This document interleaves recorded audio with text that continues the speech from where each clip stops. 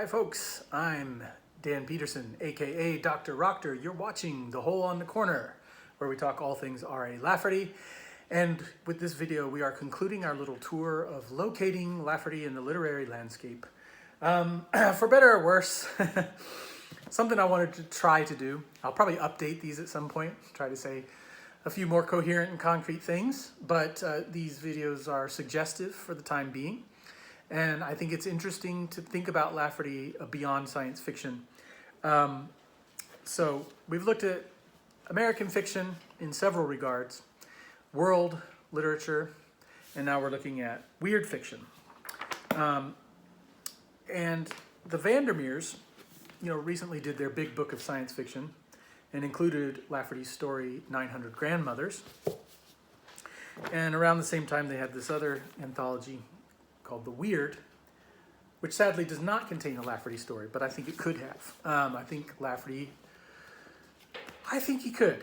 I think he could fit. You'd have to pick just the right story, but I do think there's a few good candidates. And I would have to think more about which ones for sure and kind of reread them and think, how well does this fit? And kind of, read through this whole anthology and see how, because they try to get range pretty widely and get pretty diverse and inclusive. But yeah, maybe Fog in His Throat, a story by Lafferty, or, the other one that Vandermeer talked about a lot at this time, besides 900 Grandmothers, was Lafferty's story Thieving Bear Planet, which Vandermeer wrote the introduction to in The Best of R.A. Lafferty. And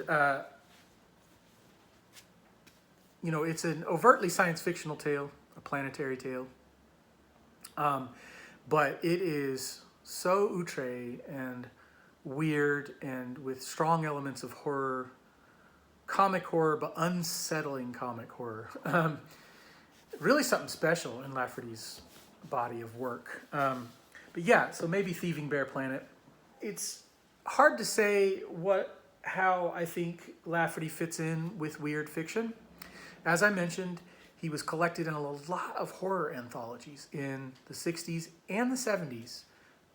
Right through the late 70s. And people like Ramsey Campbell and others would collect him several times. And yeah, I think there's some kind of strange overlap there. And really more with weird fiction than horror per se, like horror fiction. Don't know that Lafferty really wrote any horror fiction, but weird fiction as it kind of grew to be known could be straight up horror, but could be distinguished from horror too. And I do think there are works of weird fiction that don't really nicely fit just within like the horror genre. I think they're something different than that. But, I'm not going to try to say, at least for the moment, that that Lafferty is massively like Algernon Blackwood or Clark Ashton Smith, But then again, maybe or Arthur Machen, maybe even less so. But then on the other hand, all these stories come to mind, like Blackwood's The Willows. There's something about the way nature works there and the beyondness and our dwarfing us that actually reminds me of some things that Lafferty does. Or with Arthur Machen, sure, maybe not the great god Pan or whatever. Then again, Lafferty does a lot of stuff with the devil and demons, but in a totally different mode. But there still might be interesting overlap. But The Great Return really has some overlap with sort of Lafferty's sacramental ontology, with objects and things. And yeah. Even there, or Clark Ashton Smith, what's the one? Loci Horrid? No. Forgotten. Genus Loci. Places inhabited by spirits or what have you. Again, Lafferty gets into that kind of thing. Hodgson. Is Hodgson like Lafferty? Maybe not. This is the only full novel I've read by Hodgson. Don't think it massively reminded me of Lafferty. Um, want to read this someday. I haven't read The Nightland either, which I really want to read at some point, although I think it's going to be a difficult read. But the same guy who did the artwork for The Devil is Dead, he did a series of these for a lot of books. But it's just a fun association there, for at least art-wise. Lafferty got placed with, is The Devil is Dead a work of weird fiction? I think it has elements of it, a little bit. I've said that it's more magical realism. But yeah, I could see that. But there's probably more other stuff I'm thinking of with Lafferty. Hodgson's Carnacki, the Ghost Finder, actually does remind me of Lafferty a fair bit. Because it reminds me of Chesterton, too. And Lafferty is very Chestertonian. So yeah, this sort of detective of paranormal phenomena, a little bit like Lafferty. This is just a cool cover. That does not remind me of Lafferty so much, but yeah. So, all that older weird fiction and Lovecraft, of course. One of the main stories that always comes to mind with all this kind of stuff is All Pieces of a River Shore, which is, as I've said before, a very ecological tale. It's full of lists. It's about a chopped up river shore that is being pieced together by this collector. And as he does so, it becomes stranger and stranger. He begins to realize it's not just a panorama painting, it is the river shore itself. You can look into microscopic details of it, like use a microscope on it and see details and stuff. And it almost begins to haunt him and the couple other characters looking into it. And then they notice it's like these giant whorls, and they realize it's like these giant thumbprints on either end of it that are huge, and it's like, what vast being, chopped up the river shore. And it almost drives them mad in the end. It has a very Lovecraftian sort of ending where they're just like, no! There's another story, Oh Tell Me Will It Freeze Tonight, that I've mentioned before, with a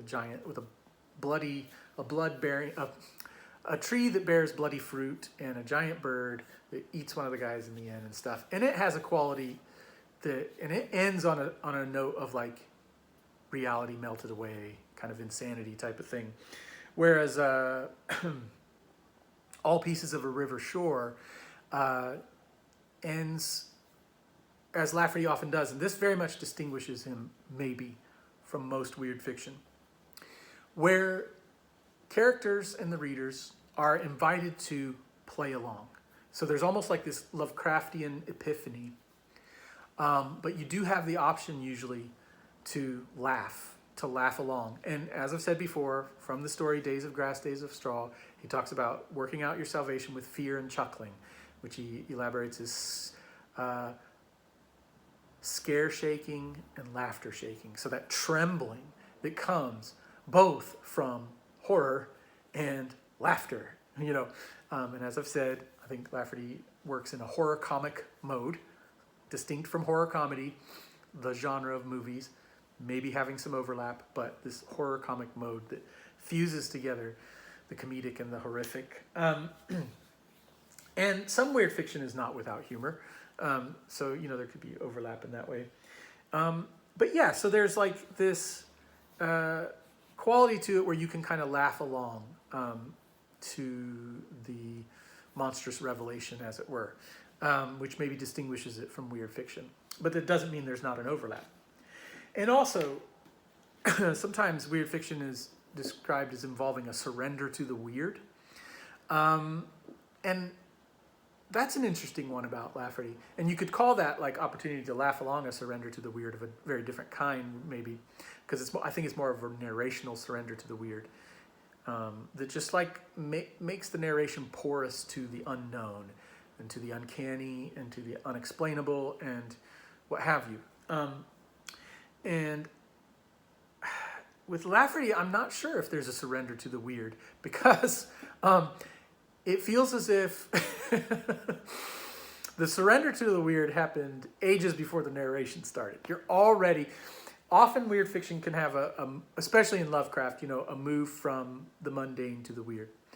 And Lafferty can do that a bit. And as I said, with All Pieces of River Shore, it does kind of happen that way. But there's something about the world that's already just so weird and off kilter when you enter into a Lafferty story that, you know, I don't know if it's, you know, comparable to weird literature in that way. But maybe.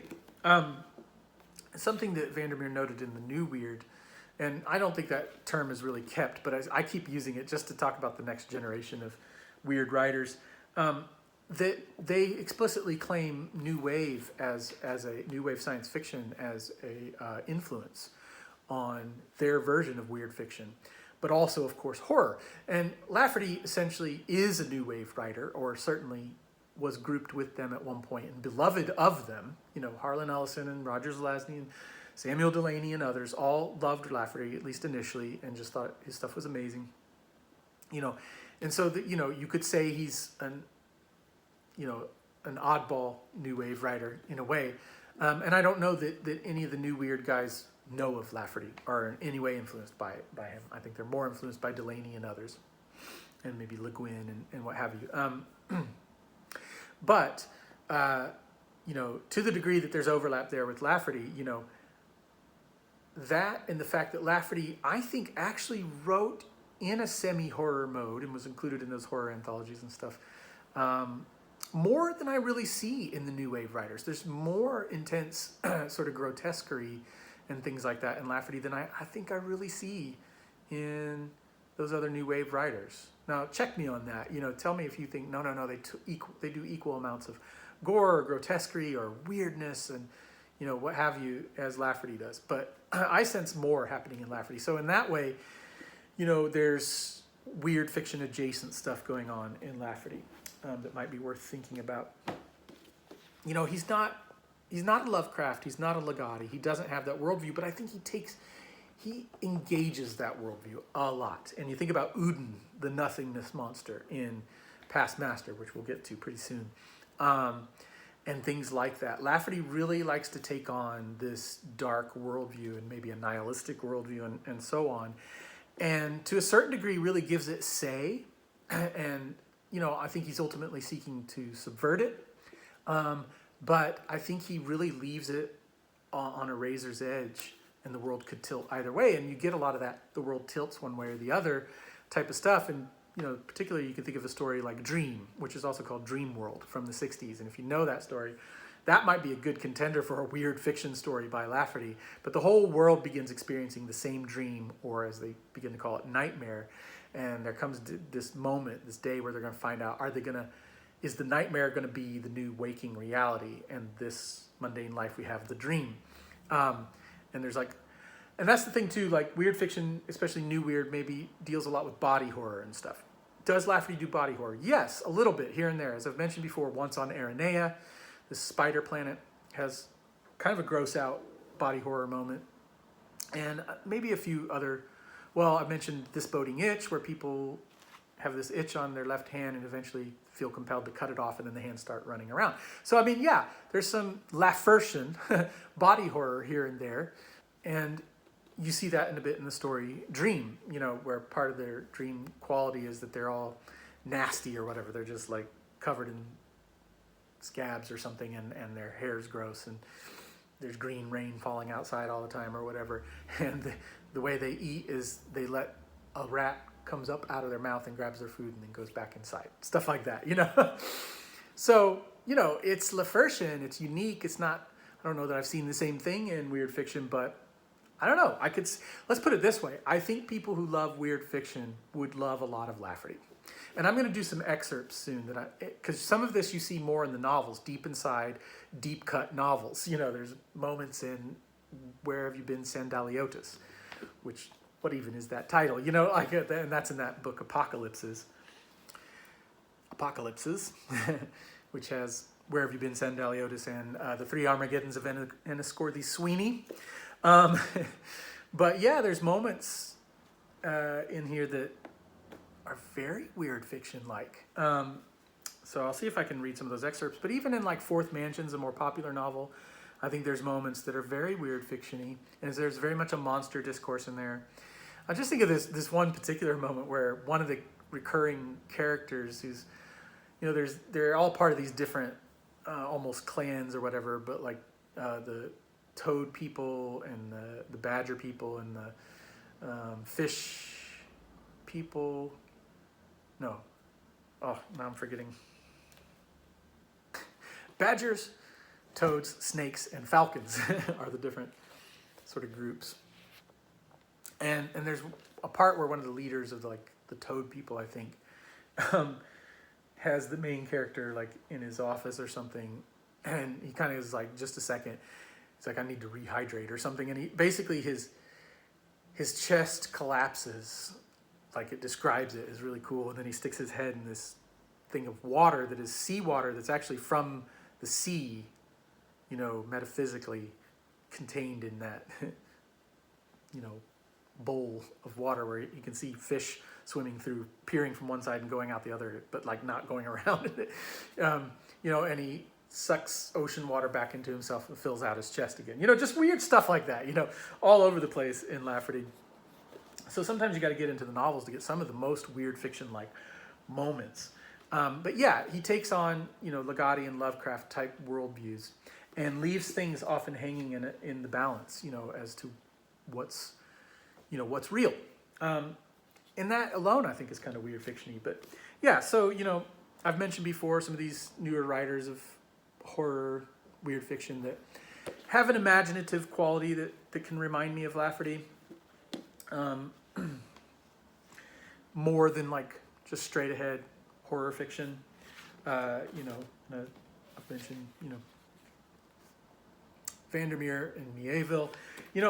I was reminded the other day, reading through Past Master again, some of the stuff in Past Master with the feral region and the slum cities actually called back a little bit to what I remember of Bass Lag in China Mieville's works on Bass Lag, Perdido Street Station. Again, I read a couple hundred pages.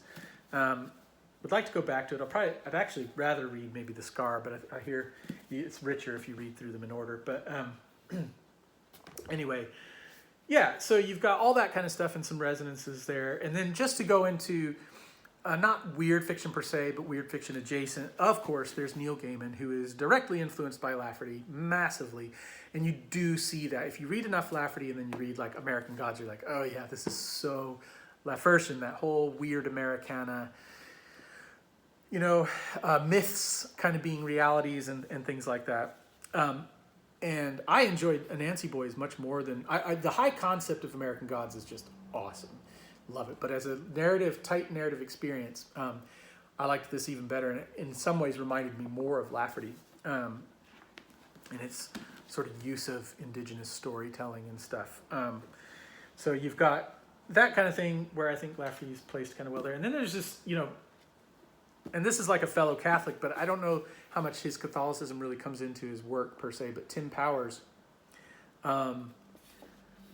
especially his stuff set in more contemporary times. I don't have my copy handy of The Last Call, which is the only one, or Last Call, which is the only one I've read in this trilogy. And I really want to read these other ones at some point. There's just a wild inventiveness, constant, endless inventiveness that reminds me of Lafferty, strangeness and paranormal and supernatural, but like in contemporary settings in very weird ways. And it is weird fiction adjacent. And he's certainly influenced by Lovecraft and stuff. I'd love to see somebody really talk about Powers and Lafferty someday.